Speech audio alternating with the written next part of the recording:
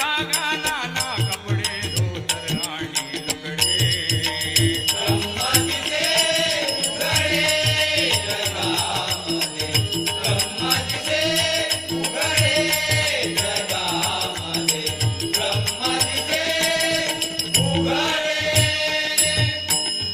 एकची सोने नाना लेणे एकची सोने नाना लेणे एकची सोने नाना लेणे एकची सोने नाना लेणे एकची सोने नाना लेणे एकची सोने नाना लेणे एकची सोने नाना लेणे एकची सोने नाना लेणे बाळी आणि उघडे बाळी आणि उघडे बाळी आणि उघडे हो बाळी आणि उघडे एकची सोने नाना लेणे बाळी आणि उघडे ब्रह्म दिसे उघडे जगामध्ये ब्रह्म दिसे उघडे जगामध्ये ब्रह्म दिसे उघडे म्हणे मुक्ताई ऐक चांग देवा म्हणे मुक्ताई ऐक चांग देवा म्हणे मुक्ताई ऐक चांग देवा म्हणे मुक्ताई ऐक चांग देवा चांग देवा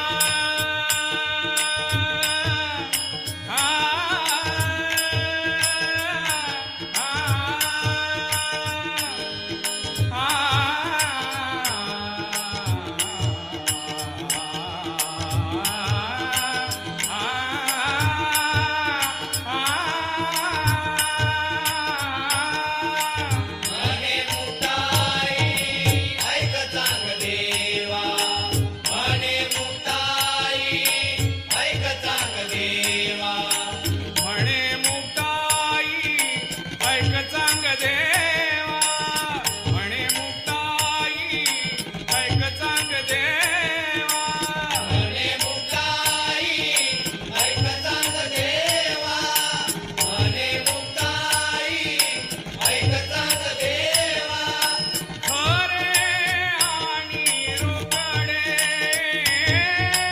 खरे आणि रोकडे खरे आणि रोकडे खरे आणि रोकडे म्हणे मुक्ताई ऐक चांग देवा खरे आणि रोकडे ब्रह्म दिसे उघडे जगामध्ये ब्रह्म दिसे उघडे जगामध्ये ब्रह्म दिसे उघडे ब्रह्म दिसे उघडे ब्रह्म दिसे उघडे ब्रह्म दिसे उघडे ब्रह्म दिसे उघडे ब्रह्म दिसे उघडे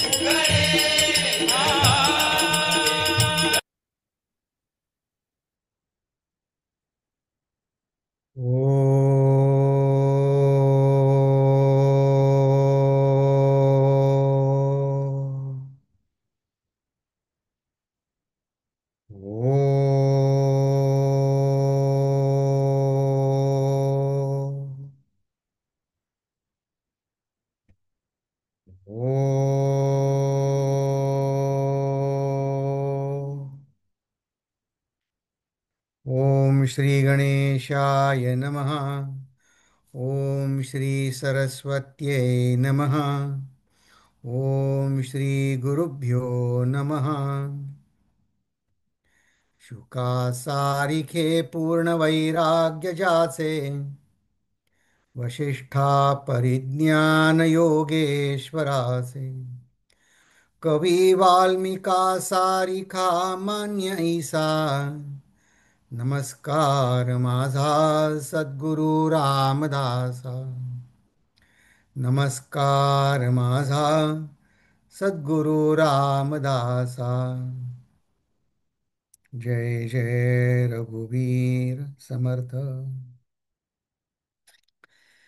नमस्कार तुम्हा सगळ्यांना. आपल्या या 16व्या दशकामध्ये महाभूत निरूपण, आता त्याच्यावर आपला विवेक चालू आहे. आणि ही सगळी सर्वसामान्य प्रार्थना, ऑल ॲप्लिकेबल प्रार्थना आहे.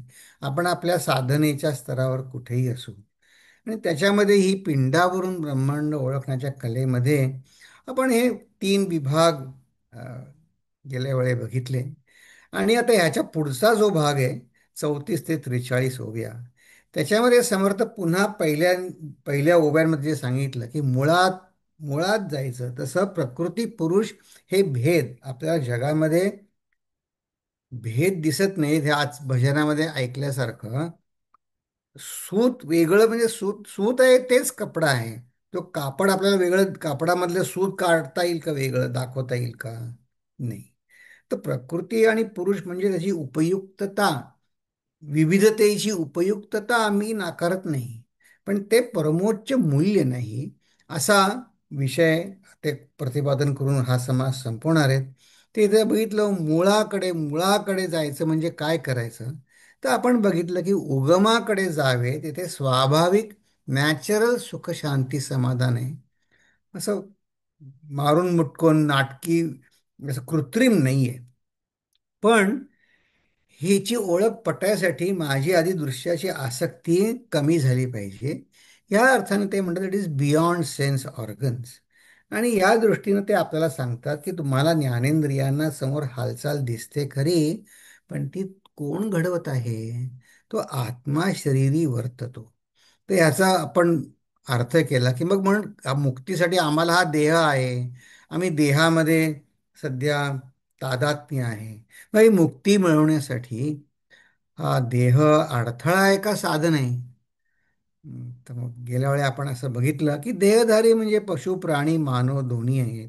त्यातले जे पशु जे आहेत ते न जाणता मुक्त आहेत. मुक्त म्हणजे असं की त्यांना ते स्वतः बंधनात आहे असं वाटत नाहीत. काय खायला प्यायला मिळालं सुखी आहे, ते जास्ती विचार करत नाही. त्यांना कुठे काळजी आहे का इन्फ्लेशन वाढलंय कमी झालंय?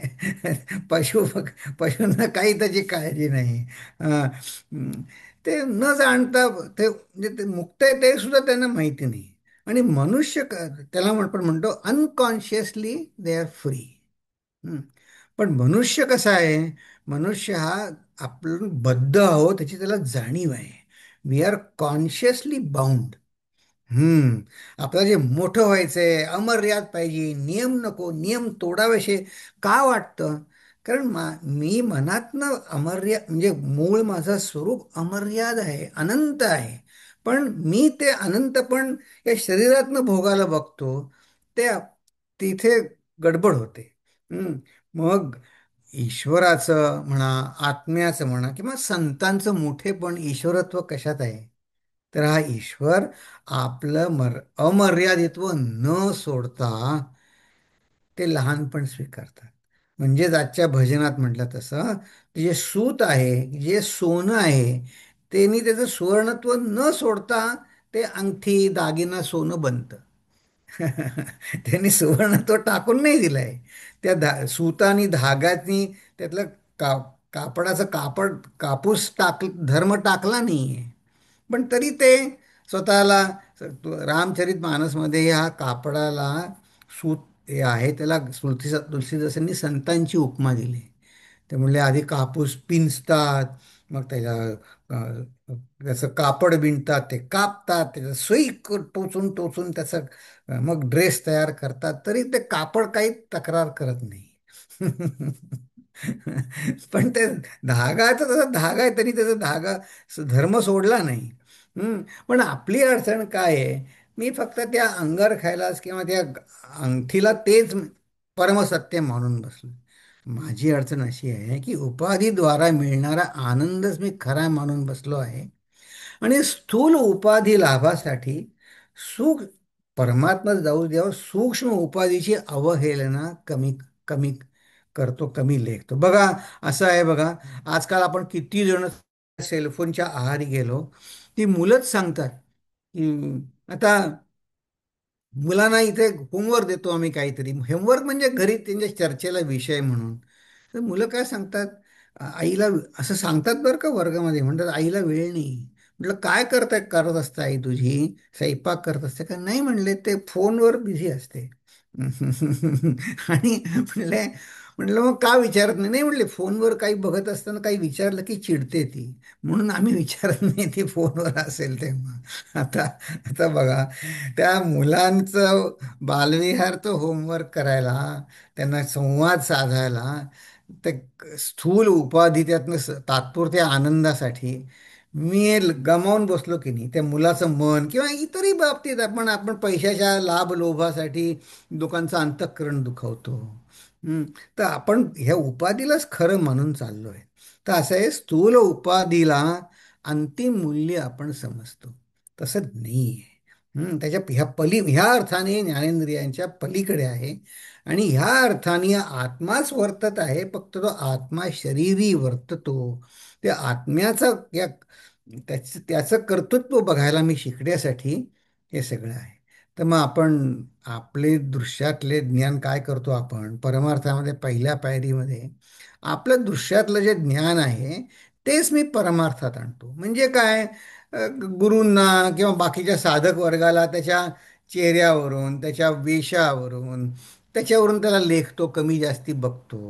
हं, आ- असं नाही आहे. मग ह्याचा रेफरन्स आणून समर्थ काय म्हणतात, या ओवीमध्ये 36व्या ओवीमध्ये सांगतात, त्याला त्यांनी शब्द वापरलाय उठा ठेवी. म्हणजे काय, जो सूक्ष्म आहे ना, स्थूलातनं तर सूक्ष्माकडे जायचं, पण तिथं मी माझं दृश्यातल्या ज्ञानाचं बॅगेज म्हणायचं ते आणतो. मी काय म्हणतो, पुरुषांचा जीव स्त्रियांची जीवी ऐशी होते उठाठेवी. ते सूक्ष्म शरीराला लिंग नाही आहे असं समर्थना सांगायचं. लिंग म्हणजे ज्याला मी काय आता म्हणतो, पुरुष आणि स्त्री हे नाही आहे. किंबहुना अध्यात्मामध्ये तर सूक्ष्म सूक्ष्म देहाच्याही पलीकडे हा जायचंय आपल्याला. पण आपण तर स्थूल देहामध्येच भांडाभांडी करत बसलो. किती आता काही जण म्हणतात, येतात इथे आता मिशनमध्ये किंवा दासबोध वर्गात किंवा इतर, ते काही जण सांगतात नवरा येत असेल ते म्हणतात माझ्या बायकोला आवडत नाही, बायको येत असेल ते म्हणतात नवरा मुळीच इंटरेस्ट नाही. मग असं काय काय होतं, त्यातनं युक्तीनंच उपयोग केला पाहिजे, युक्तीनं उपयोग केला पाहिजे. एक मला आठवलं, पूज्य गुरुदेव पूज्य गुरुदेव असं काही म्हटलं ना, त्या यांना सांगायचं आहे, leave the other person alone, don't touch him, he or she has not suffered enough म्हणायचे. Let them suffer, then they will come to Vedanta. किंवा एक गमतीचं उदाहरण सांगतो. तर दोन गृहिणी पूज्य गुरुजींना भेटायला आल्या होत्या, आणि ते खूप वर्षापासून त्यांची ओळख असावी असं त्यांच्या संवादावरनं मी ताडलं. ते अरे जारे मध्ये गुरुजी त्यांना असं बालविहारच्या पासून ओळख असेल. तरी एक स्त्री काय, गृहिणी काय तक्रार करत होती की हेच घरातली तक्रार हो, मला घरी पुरुष आहे ते काय, तू अशीच आहे, बायका अशा करत त्रास देतो नवरा माझा.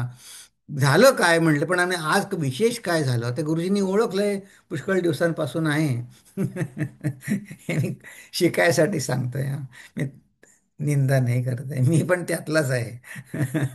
तर गुरुजी म्हणल्या निमित्त काय झालं, तर काय झालं निमित्त, त्या गृहिणींना वाईट वाटत होतं. त्या म्हणल्या माझा वाढदिवस त्यांचे पतिराज विसरले, त्यांचा वाढदिवस होता. तर नवरा विसरला. तर त्याला काय उत्तर देणार गुरुजी. आता ते काय, ते कधी विषय बदलण्यासाठी ते दुसऱ्या तिच्याबरोबर त्यांची जी मैत्रीण आली होती तिला विचारलं, तुझं कसं आहे, तुझा नवरा लक्षात ठेवतो का. ते म्हणले गुरुजी मी त्या भानगडीत पडत नाही. मग म्हणजे काय, तर म्हणे माझा वाढदिवस असेल तर म्हणे मी आदल्या दिवशी जाऊन बाहेरून बाजारात मला काय हवं ते प्रेझेंट घेऊन येते. आणि नवऱ्याला सांगते या दुकानात हे आणलंय, जाऊन तिथे पैसे भरून ये.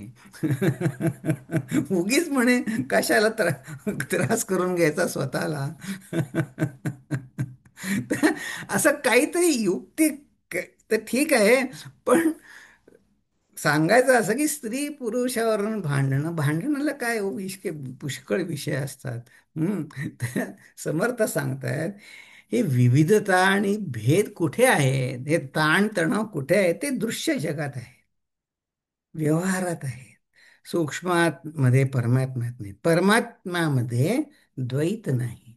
तिथे स्वाभाविक अटीविरहित कुठलेही अट नसलेलं असं समाधान तिथे आहे. मग आम्हाला तर द्वैत येतं, द्वैत कुठे अनुभवास येतं? आता बघा, विचार करू आपण. जागृत आणि स्वप्न अवस्थेमध्ये द्वैत आहे. द्वैत कुठे अनुभवास येतं? मग आता असं आहे, जागृतीमध्ये जे वादविवाद आहेत, ते मी झोपल्यावर तसेच असतात का?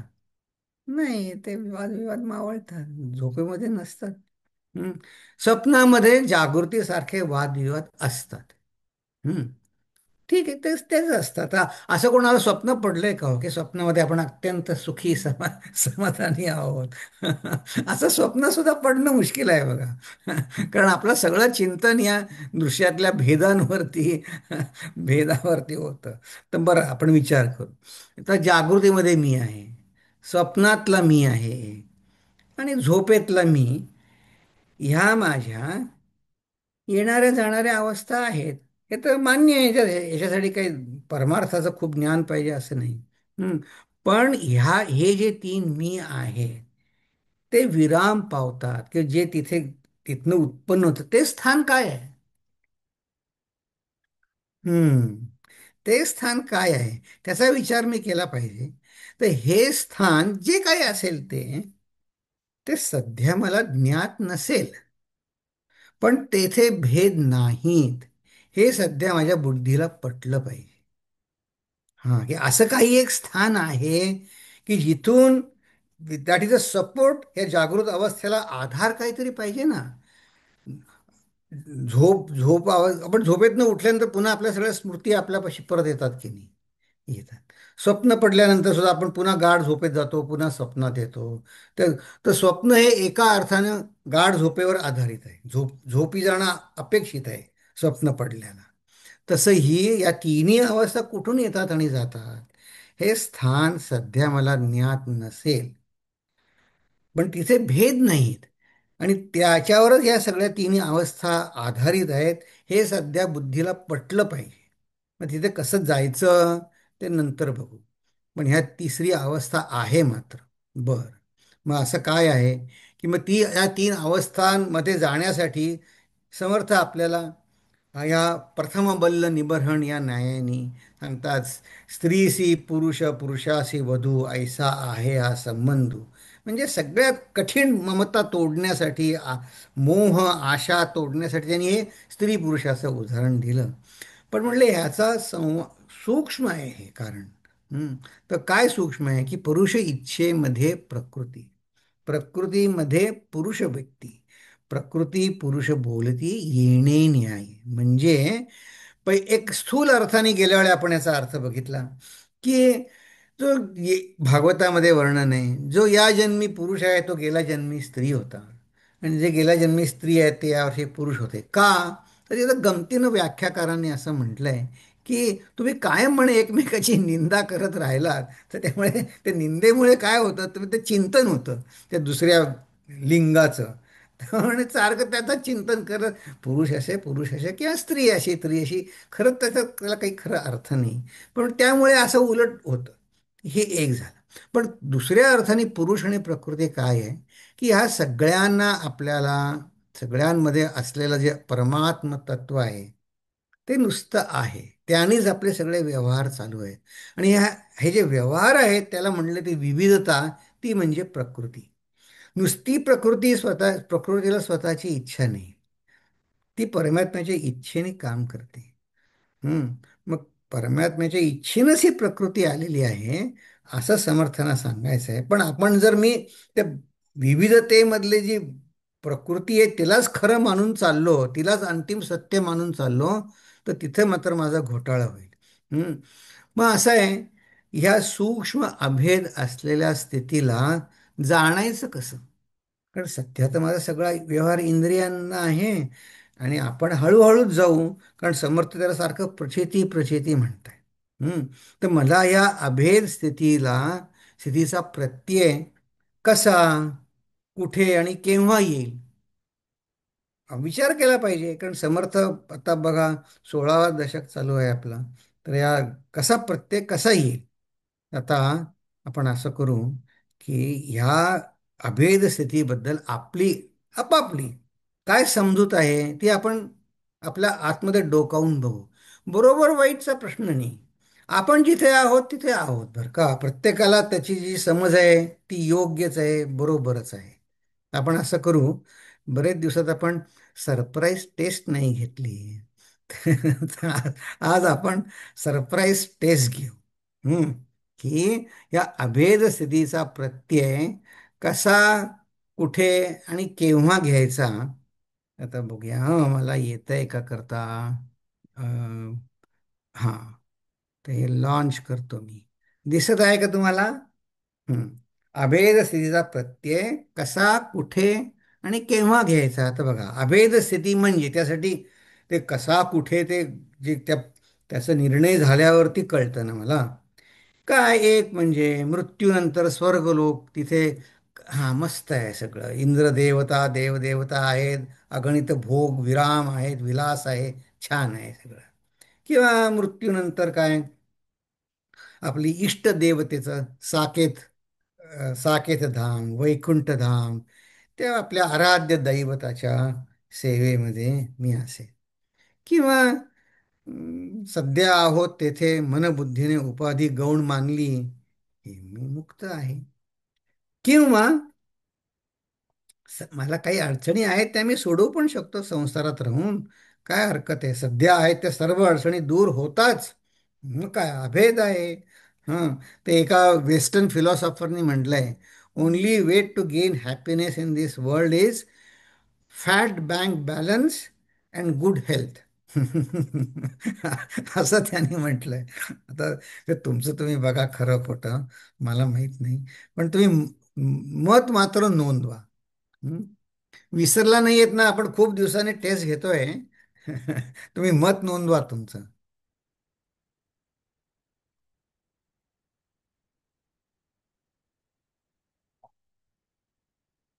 तर तुम्ही त्याच्यावर क्लिक करा.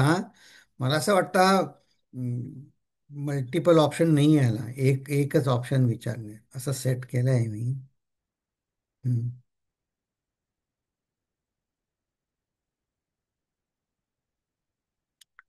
दिलं सगळ्यांनी, मत दिलं नाही का, बरं नाही दिलं. हे अनन्यस आहे बरं का, कळणार नाही. फक्त तुम्हाला रिफ्लेक्ट, तुम्ही राम भरोसे काहीतरी सिलेक्ट करू पण शकता. त्याला त्याला काय. हम्म. ठीक आहे, आता मी 10 सेकंदात बंद करतो. तुम्ही प्रत्येकाने मत नोंदवा आहे सर. हम्म. आता मी हे एंड करतो पोल. हम्म. आणि मग आपण ते आता मी शेअर करतो. मग मिहीर किंवा कोणीतरी त्याचा स्क्रीनशॉट घेऊ शकतात.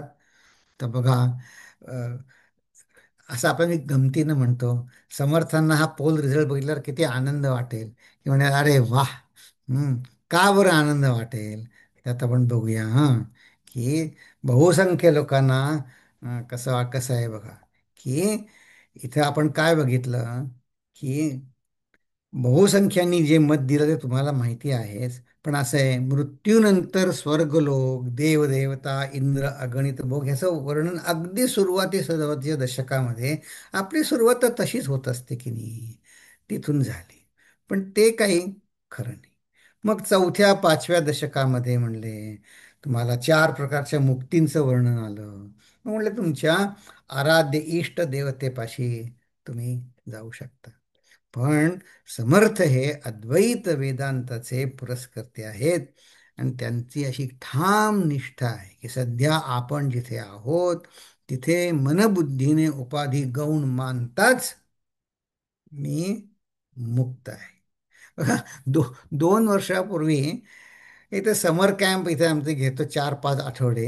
तुम्ही म्हणाले काय तुम्ही सारखं तुम्ही बालविहारचा वर्ग घेताय का? हा अडल्ट क्लास आहे.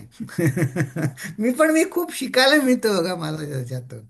तर बाहेर खेळायचं वेळ होती, पण ते पाऊस पडत होता तर कसं नेणार त्यांना, म्हणून आतमध्ये एक बोर्ड गेम म्हणतात तसं बोर्ड गेम खेळत.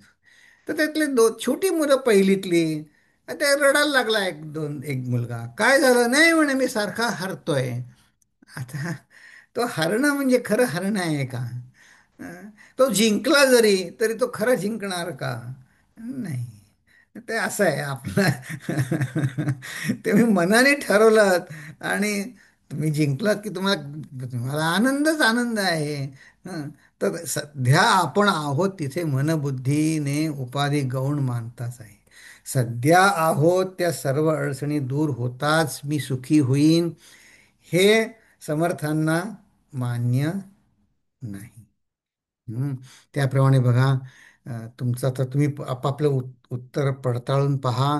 आणि ही समर्थांना 2 आणि 3 नंबरची दोन्ही उत्तर समर्थांना मान्य आहेत. समर्थांना मान्य आहे. तर आपण समर्थांच्या परीक्षेला थोडं थोडं आपल्याला आपण त्या मार्गाने आपली चांगली प्रगती, म्हणजे पाऊल आपले योग्य दिशेने आहे, ती आपली समज आपली आहे. तर हे पिंडावरून हे कसं करायचं, या अभेद स्थितीचा जाणायचं कसं? तर पिंडावरून ब्रह्मांड पहावे, ही प्रचितीने प्रचितीस घ्यावे. आणि जरी आपल्याला समजलं नाही ते पुन्हा पुन्हा पुन्हा पुन्हा विवर विवरो उमजेना तरी उमजावे, विवर विवरो विवर विवरो. तर म्हणजे काय ते आता आपण आता आणखीन जरा खोलात जाऊन बघूया. तर असं आहे, स्थूळा करता वाटे भेद, सूक्ष्मी अवघे अभेद, तेथे बोलणे निरुद्ध प्रत्यय आले. म्हणजे प्रत्यय येण्याची प्रक्रिया त्यांनी समर्थाने काय सांगितली मुळामध्ये, की पिंडावरून ब्रह्मांड ओळखा. जसं आजच्या भजनामध्ये होतं की कपड्यावरून सूत ओळखा, अलंकारावरून सोनं ओळखा. हं, हं. की रांजण मडक्यावरनं मृत्तिका ओळखा, घट आणि मृत्तिका त्याच्यावरून ती ओळखा. तसं हे पिंड आणि ब्रह्मांडाचं तुम्ही ऐक्य बघा. तर आता असं आहे की पिंडावरून ब्रह्मांड प्रचितीस घ्यावे. हे काय डोक्याला ताप, तुम्ही म्हणाल ह्याचा व्यवहारात काय उपयोग आहे? उगीच उगीचच कशाला? तर आपण पुन्हा एकदा असा एक खुंटा हलवून बळकट करून घेतलेला, की मग आपल्याला पूर्ण तयारीने या बुद्धीने ह्याच्यात मैदानात उतरता येतो. तर असं आहे, ज्याला आपण आधुनिक विज्ञान म्हणतो ना, त्याची प्रगतीसुद्धा पिंड आणि ब्रह्मांड न्यायानेच झाली आहे. हो, त्याची पण पिंड ब्रह्मांड, ते असं म्हणत नसतील, पण हे खरं आहे. तुम्हाला एक गमतीचं उदाहरण सांगतो. एक एक जण आहे, ते त्यांचं MD PhDचे विद्यार्थी आहेत. त्यांचे काहीतरी प्रयोगशाळेसाठी आता वेळी अवेळी रिसर्च म्हटल्यानंतर वेळी अवेळी जायला लागतं प्रयोगशाळेमध्ये. मग ते उंदरांवर प्रयोग त्यांचे आहेत. मग ते ते जायला लागतं त्यांना. आणि ते तर त्यांची पत्नीचा प्रेमविवाह आहे. तर ते पत्नी म्हणली, गमतीमध्ये भेटली होती तेव्हा, म्हणे ह्याचं म्हणे माझ्यापेक्षा ते उंदरांवर जास्त प्रेम आहे. त्या उंदरांवर प्रेम आहे. तर म्हटलं खरं आहे काय? तर म्हणला नाही. तर म्हणे असं आहे, ते उंदरांवर प्रेम अशासाठी आहे की ज्या नियमाने, ज्या ब्रह्मांडाच्या नियमाने त्या उंदराचं यकृत, किंवा ज्याला आपण म्हणतो काय लिव्हर किंवा स्प्लीन काम करते, त्याच नियमाने मनुष्याची पण स्प्लीन लिव्हर काम करते.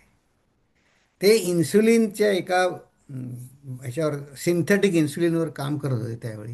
म्हणजे ज्या नियमाने इन्सुलिननी माऊसमधलं शुगर कमी होते, त्याच नियमाने मनुष्याची पण होते.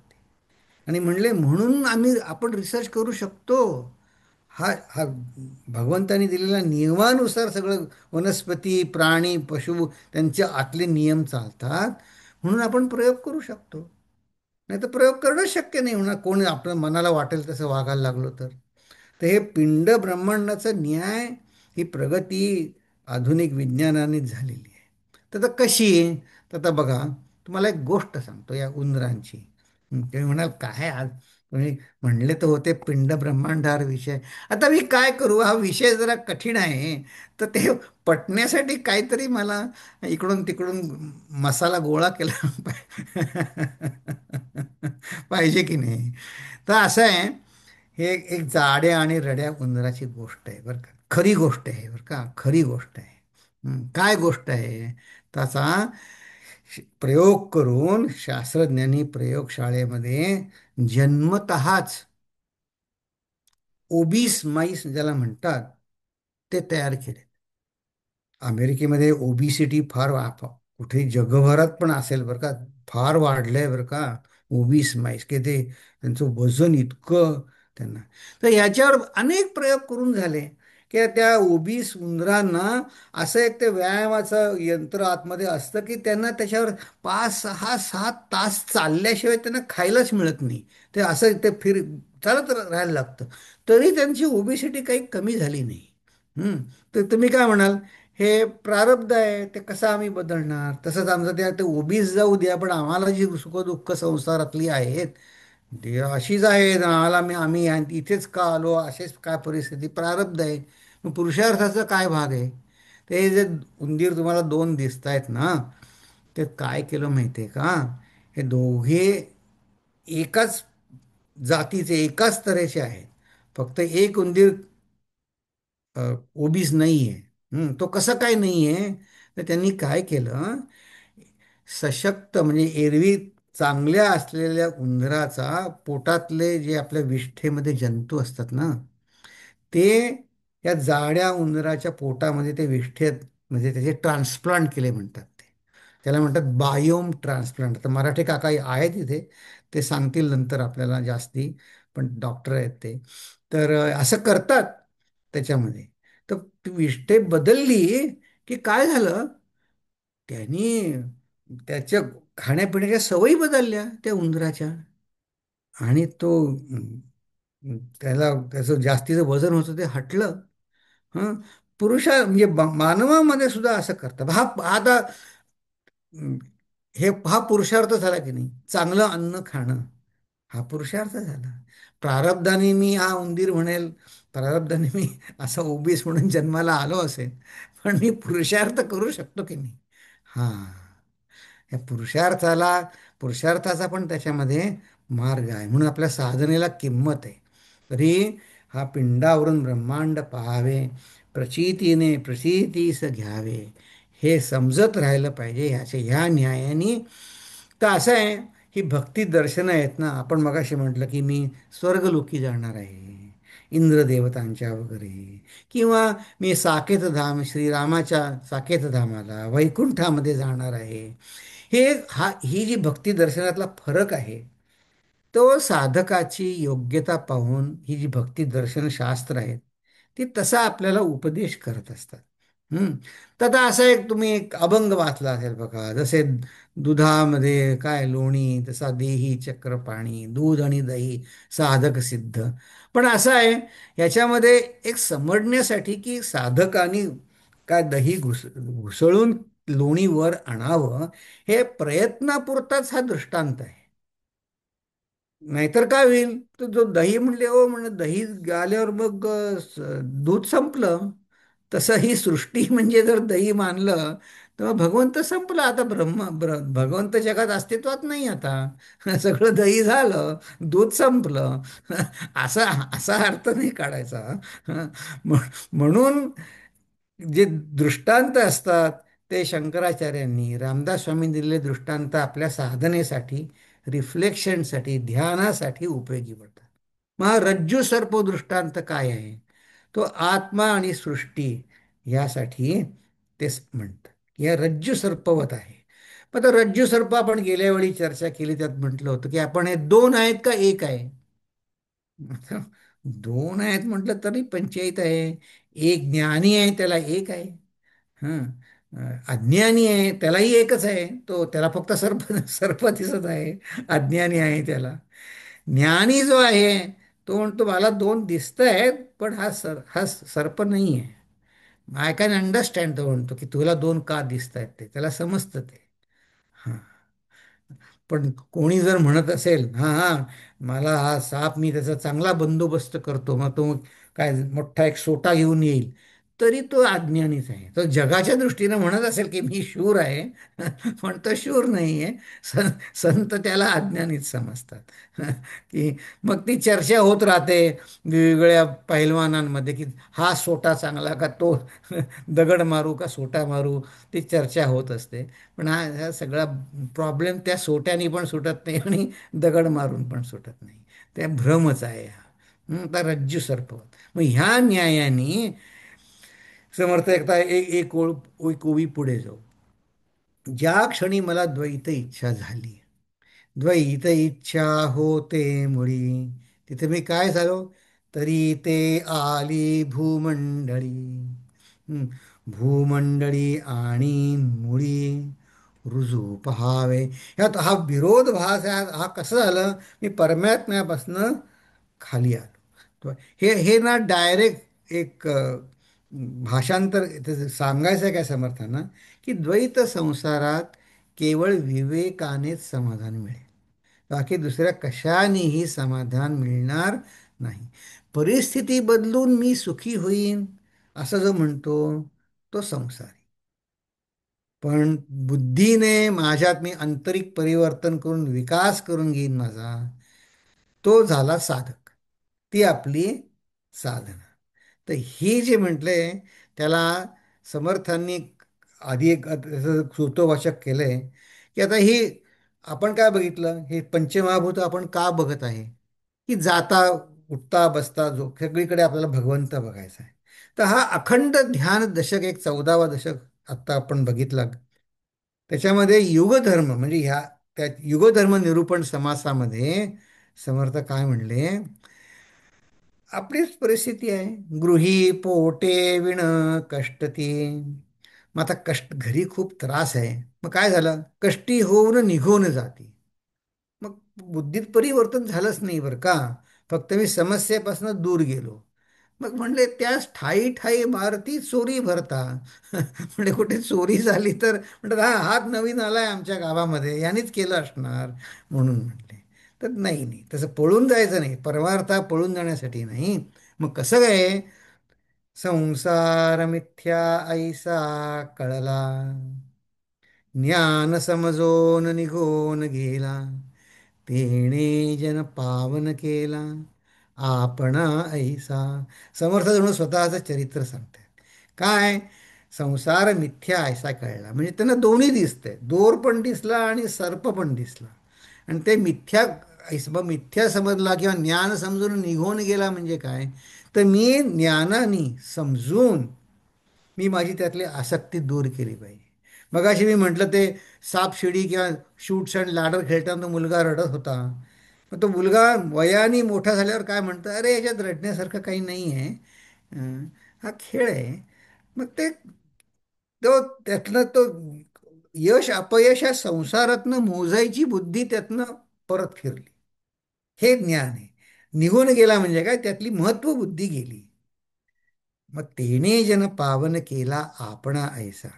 असं आहे बघा, हे संगतीनंच होतं, सत्संगतीनं होतं. तर आपला सत्संग काही वर्ष चालू आहे दासबोधाचा, त्यांनी एक संगतीने तरती. पण मग काही जण आहेत ते एका संगतीने बुडती सुद्धा. आपण कोणाची संगत धरतो त्याच्यावर आहे. ते म्हणले या कारणे सत्संगती बरी पहावी. हम्म, सत्संगती बरी पहावी. जेथे नाही विवेक परीक्षा. जी कुठली संगती आहे त्यासाठी विवेक करा. जेथे नाही विवेक परीक्षा, तेथे कैशी असेल दीक्षा. Don't follow blindly. मग म्हणले तुम्ही जर विवेकावर आधारलेला परमार्थ नसेल, तर तुम्हाला भिक्षा सुद्धा मिळत नाही, कोणी कोणी देत नाही. त्या तर घरोघरी मागता भिक्षा कोठेही मिळेल. म्हणून म्हणले हे विचारानेच पाहिजे. या कारणे सत्संगती बरी पाहावी, विवेक परीक्षा बघावी. आणि हे ज्ञान काय आहे ते समजण्यासाठी इथे आपण याच्यावर या ओवीवर विचार करू, या 24व्या ओवीवरती, की द्वैत इच्छातनं बाहेर पडायचं म्हणजे काय करायचं. तर माझ्या मते हे मांडुक्य उपनिषद मंत्र, हे छोटं उपनिषद आहे, पण समजायला अगदी गहन आहे. त्यात फक्त 12च मंत्र आहेत.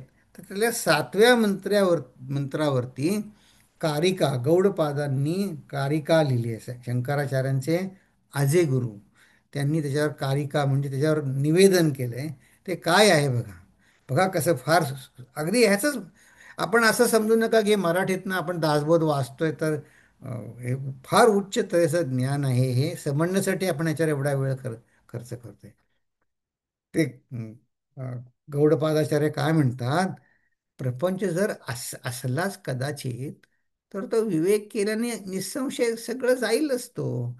प्रपंचो यदि विद्येत निवर्तेत न संशय. माया मात्रमिदं द्वैतम अद्वैतम परमार्थतः. तर बघा सांगताना सुद्धा म्हणतात काय, अरे तुम्ही भगवंताची विवेक विवेक करा, तुमचा प्रपंच मावळेल. म्हणजे प्रपंच आहे का? ते गौडपादाचार्य आणखीन समर्थांपेक्षा आणखीन उच्च कोटीवर ते म्हणतात, जर प्रपंच असलाच तर तो विवेकाने दूर होईल. म्हणजे आपण घेऊन 2-4 वर्गात अभ्यास वर्गात उदाहरण दिलं की आई सांगेल मुलाला मोठा झाल्यावर, तुझ्या क्लॉझेटमध्ये बाबुलबुवा आहे का? तर मग असला जर तर तो विवेकाने बघितलंस तर तो नसेल. जर असला बाबुलबुवा तर तो विवेक केल्याने तो जाईल.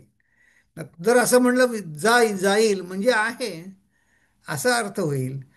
तर नाही, प्रपंचो यदि विद्येत निवर्तेत न काही संशय नाही त्याच्यामध्ये. मग म्हणले काय आहे, माया मात्र मिदम द्वैतम. हेच समर्थाने इथं म्हणले, द्वैत इच्छा होते मुळी तरी ते आली भूमंडळी. हा. अद्वैत परमार्थता. अद्वैत म्हणजे सुख शांती समाधान, की जे कुठल्याही अटी व्यतिरिक्त आपल्याला आपल्या हक्काचं आहे, ते परमार्थामध्येच आहे. आणि मग 18 ओळीमध्ये फक्त म्हणतात, मग हा वाद काय आहे. दूध दही म्हणले, कधी म्हणतात दूध दही, कधी म्हणतात साकेताकडे नेतो, कधी म्हणतात वैकुंठात नेतो. हे वेगवेगळे उपदेश काय सांगतात. ते म्हणले, अरे हे फक्त उपदेशात अयम वाद ज्ञाते द्वैतम न विद्यते. हं, उपदेशच्या तुमची पातळी बघून उपदेश आम्ही तसं करतो. एकदा तुला कळल्यावरती तिथं द्वैत नाहीच आहे मुळी. हा, उपदेशात अयम वाद ज्ञाते द्वैतम न विद्यते. वा, फारच सुंदर आहे हे. आणि मला हे त्याची किती बघा फाईन प्रिंटमध्ये किती जपून, म्हणजे ते अकाट्य त्यांचे कुठल्याही न्यायालयात त्यांचं वकिलाला सुद्धा पुरून उरतील असं तत्वज्ञान ते म्हणले. प्रपंचम यदि विद्येत, जर असलाच प्रपंच तर तो निवळेल या ज्ञानाने. ते आहेत असं मानायला सुद्धा तयार नाही. प्रपंचम यदि विद्येत निवर्तेत न संशया. आणि या उपदेशाच्या निमित्ताने हा वाद आहे. ठीक आहे. मग आता काय झालं, मी इथे एक मोठा आक्षेप फेकला. काय, की जागृत स्वप्न सुषुप्ती ह्यांच्या पलीकडे असणारी एक अवस्था आहे की जिथे द्वैत नाही पण ज्ञान आहे. हम्म आणि तिथे मला प्रचंड सुख आहे, अमर्याद सुख आहे. सगळं स्थलकालाची मर्यादा नसलेलं अमर्याद असं सुख आहे. आणि जगामध्ये जो द्वैत दिसतोय तो मायेचा खेळ आहे. हम्म. की जे प्रकृती पुरुषाचे रूप निवडून गेले, त्यांनी तर बरोबर चॉईस केला. हां, तुम्ही त्याला रज्जू सर्पाचं चॉईस म्हणा, संसार माया म्हणा, जे काही म्हणा. तर इथे हा महद्भूत निरूपण समास 7वा झाला. तर माझ्या मते या शेवटच्या 3-4 ज्या ओव्या आहेत ना, ही पुढच्या 8व्या समासाची सुतोवाच आहे. हम्म. 8व्या समासाचा. आता पुढचा आहे, तोही असाच थोडा कठीण आहे. किंबहुना ह्याच्याच पुढचं एक्सटेन्शन आहे म्हणायला हरकत नाही. पण त्यांनी आपल्याला विचार प्रवर्तन मात्र होणार आहे. त्याने आपल्याला विचार करायला उद्युक्त होणार आहे की सुखाची अवधारणा काय आहे. ते एक जण सांगत होते की त्यांनी अ, काय म्हणायचं, त्यांचा कोर्स पुरा झाल्यानंतर त्यांना त्यांच्या